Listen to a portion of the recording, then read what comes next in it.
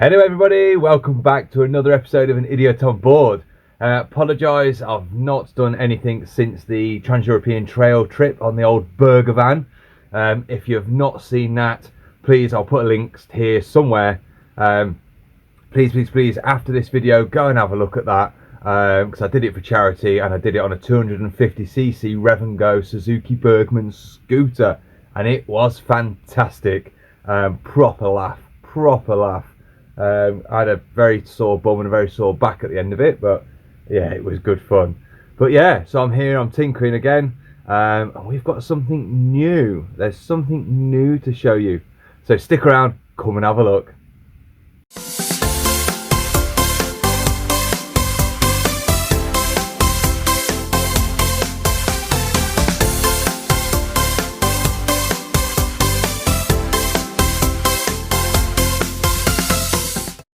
Here we are then, look, so burger van's still here.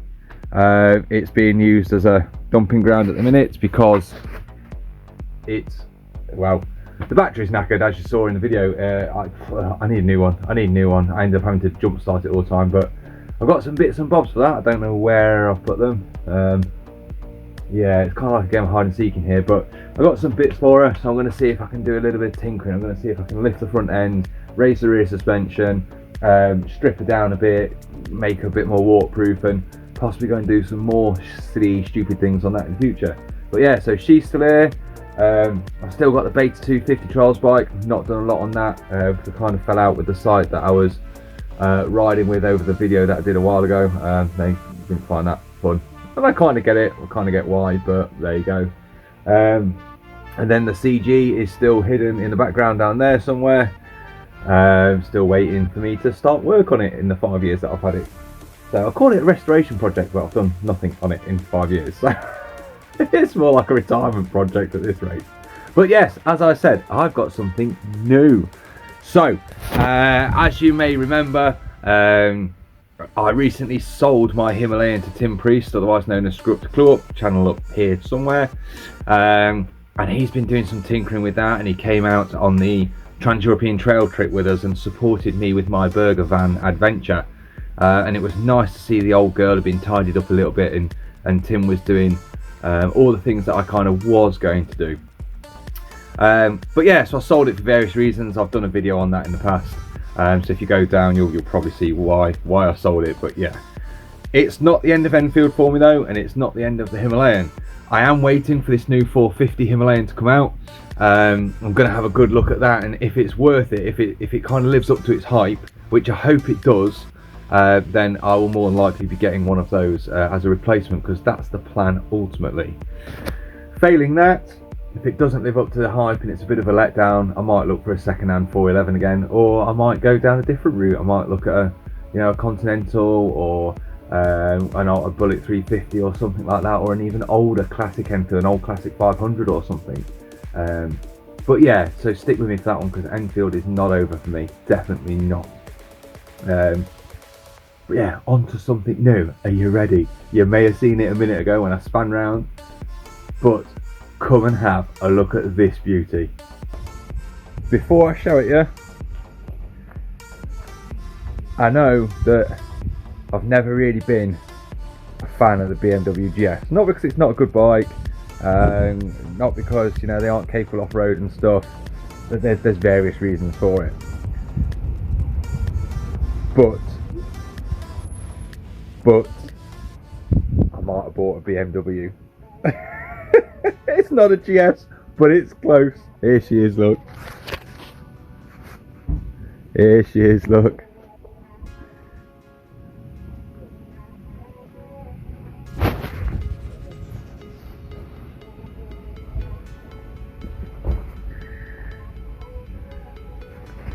So I have bought a 1997 BMW F650 Funjoro. And it's custard coloured as well. So I've named it General Custard. It's like a banana. Oh dear, look at that. But yeah, I bought it off a friend of mine, and I bought it cheap, to be fair. There's a few little issues with it, but nothing that we can't sort out. Yeah, it's a bit rough and ready, so things like got a little bit of a crack in the fairings, need to sort that out. The ignition's a bit like, you kind of have to play with it a little bit for it to work. There we go, look, it's on now. If I turn it too much, see, it's off.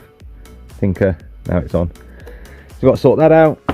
She's a flipping good clean, and as you might see, I'm missing some fairings and stuff down here. Now that's because I've stripped them all off, because I discovered, I took it out for a ride, did about 6 miles on it, then discovered when I got back to it the day after that I had an oil leak, and I looked everywhere. I checked all the sump plug, I checked the frame drain, checked the fuel filter housing and everything, and I couldn't find it anywhere.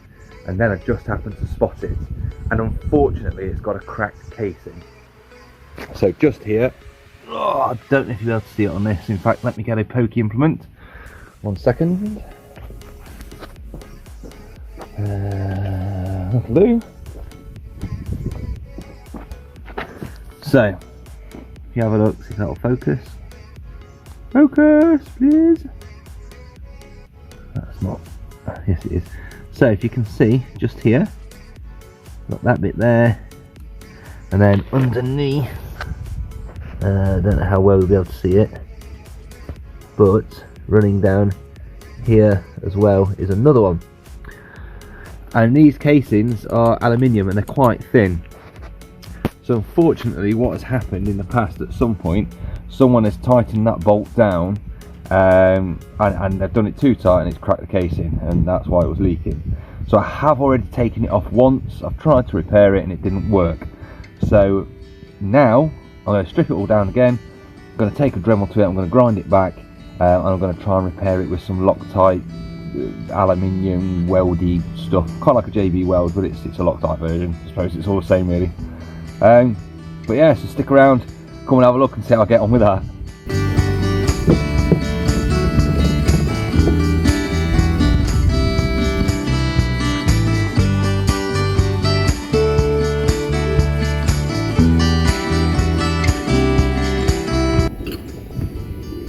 So on these F650s, these Funjoros, there's a tank of oil in the frame, which you fill from the top, and there's a little oil drain from the frame, which is in the front, that sits above the radiator. The rest of it sits in the sump, so you don't actually get a lot of oil in the sump like you do on other bikes. So that's the good thing about this. Every time I go to do any work or anything, I just drop, you know, whatever it is, 600ml, half litre, whatever of oil out of the sump, and then you can take everything off, and you're not wasting oil all the time unless you need to do a full change, which is quite good. But yeah, so now that's drained out, I should be able to open up the magneto casing and take that off without it causing much problem. Yeah, so we'll give it a go.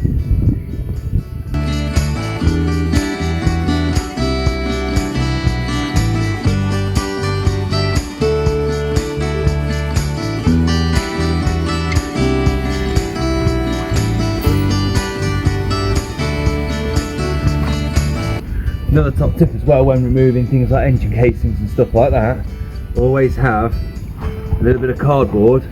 You can either draw the engine casing on or something like that you can stick your all the bolts and screws and things that you take out. You can put them into that so they don't get lost, and then also you know what order they're going to go back in. That's what I did for the Hemi, hence the picture, but for this I just put them in the order so I know where I take the first one out and just put them in an order basically, to make sure you don't get put the wrong one in the wrong place.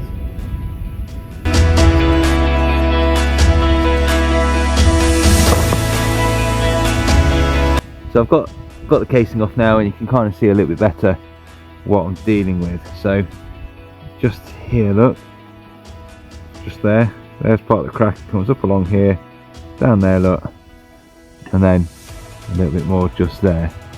So it kind of comes across this bolt hole. If I turn it over and show you on the inside,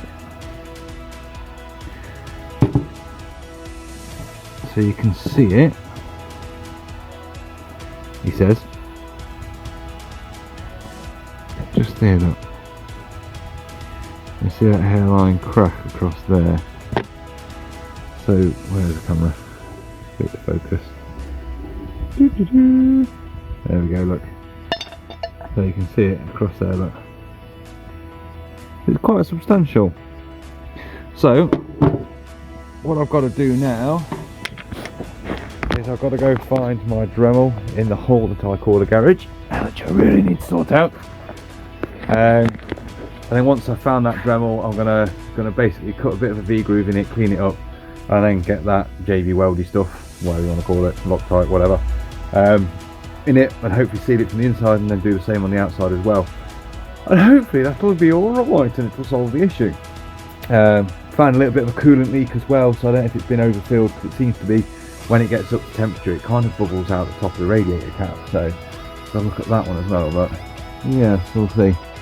We'll see. Right, time to go find my Dremel then.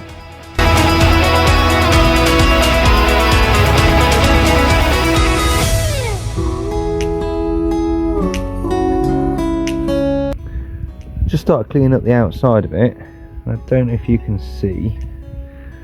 Try and get that close to show you. But it looks like the outside of this, if you see, sort of like that grey, non-shiny bit, looks like somebody may have tried to repair it in the past, but they've done it on the outside and not on the inside. So it looks like it may have, they've either not caught it properly or what, or that just might be the undercoating. I'm not really sure, to be honest. But yeah, so we'll finish off getting this cleaned up, and we'll try and get it sealed and see what happens.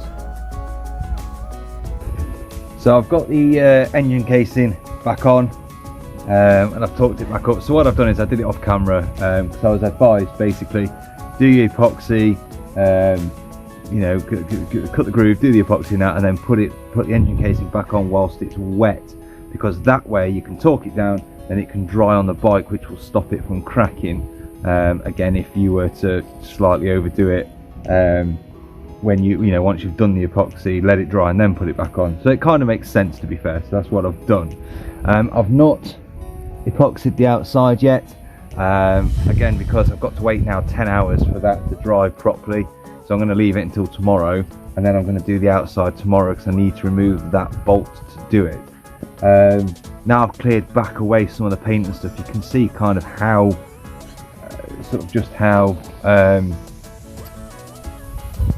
really that crack is. It's quite big. It's a lot bigger than it looks before you cleaned it up, which is a bit of a shame, but I'll give it a go, and if it doesn't work then I'll just replace it. You know, I could get it TIG welded. I tried to find somebody around here, the local place that allegedly did do it seems to not exist anymore, so I can't find anybody locally to get it TIG welded, and for the cost of buying a second-hand part to then send it away and get it TIG welded, now it's the same kind of price. So I don't know, we'll try this and we'll see what happens.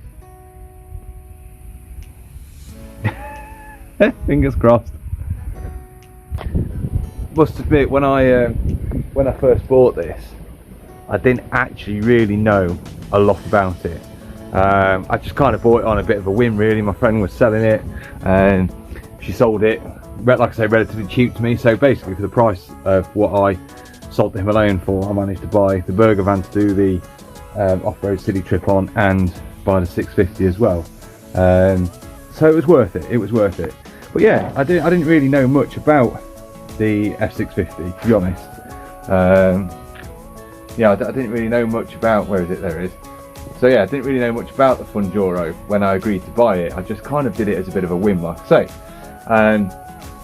But doing a bit of research about them, actually there's a huge cult following, and there's still tons of these on the road. You know, this one's 1997, but I believe they started, what, early 90s, 91, 92, something like that, and then went up to, what was it, I think around 2001, before they became the F650 GS or something like that. So the engine that's in now, as you can see, it's not a boxer engine. It's not what you would sort of liken to be in the GSs, the big sticky out bits on the side. And that's because the engine is a Rotax engine, which actually is made by Aprilia. And then later on, before it became, when it became the GS, the F650 GS, BMW took the engine in-house, and I believe that's when the boxer engine appeared or something like that. But this, wherever it is, this, the Funjoro, this is BMW's answer to the Dakar, and I believe they entered somewhere around 97, 98, something like that, and they won it. So in the world where your Teneres, you know, your 1980s, 1990s Teneres and Africa Twins and things like that were ruling and were winning everything, this bad boy came in and in its first attempt won the Dakar Rally, I believe. So don't quote me, but I believe that's true.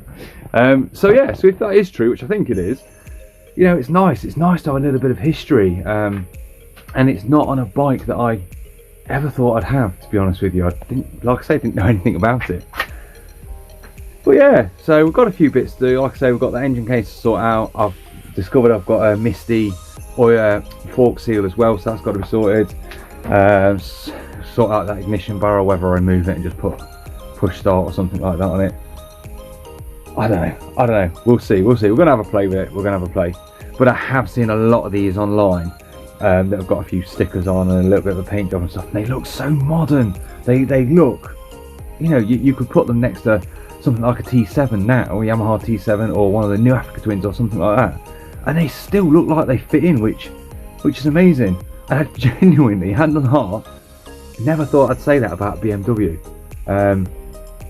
It's weird, but yeah, I suppose as you grow a little bit older and get a little bit greyer, things change, don't they? Things change. But yeah, so thanks for coming with us so far anyway. Stick with us and have a look at this project. We're going to do a bit more with that at some point. And at some point this week, I mean, I don't know when you're watching this, you could be watching this months and later or whatever, but at some point in the next week or so from when this was filmed, I'll be going up to the Mick Extance Experience Centre in Craigienog, Wales, with my Pan America, and I'll be doing some filming up there with that, and hopefully the big man himself, Mr. Mick Extance, the Dakar legend, British Dakar legend that he is, will be coming out with me on the Pan America for a bit of a play. So stick around for that one. Cheers all, see you next time, bye.